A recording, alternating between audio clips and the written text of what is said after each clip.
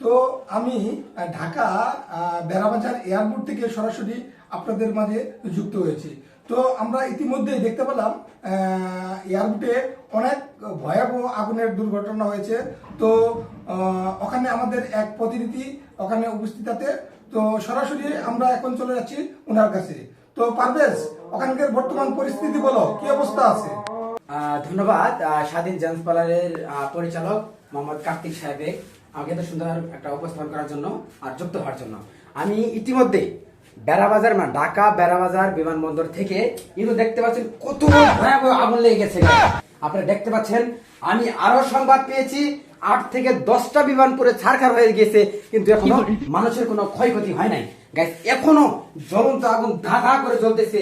Gas আপনারা দেখতে পাচ্ছেন, আর যারা দেখতে পাচ্ছেন অবশ্যই ভিডিওটি শেয়ার করে দিবেন। আর কার্তিক সাহেব, আশা করি আপনি নিউজটি পেয়েছেন। মানে গ্যাস আপনারা দেখতে পাচ্ছেন জ্বলন্ত আগুন কিন্তু এখনো চলতে যাচ্ছে।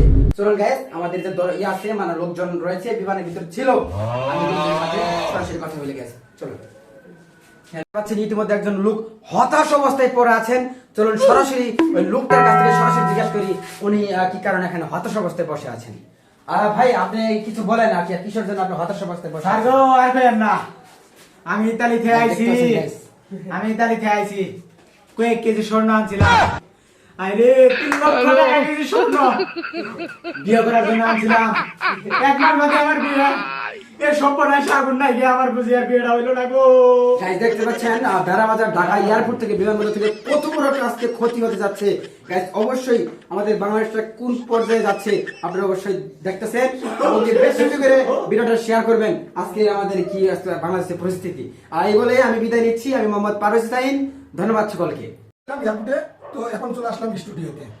তো ভিউয়ার্স, আমরা সরাসরি এয়ারপোর্টের যত কাজ আগুন লাগার কর্মক্ষেত্র সব দেখতে পেলাম।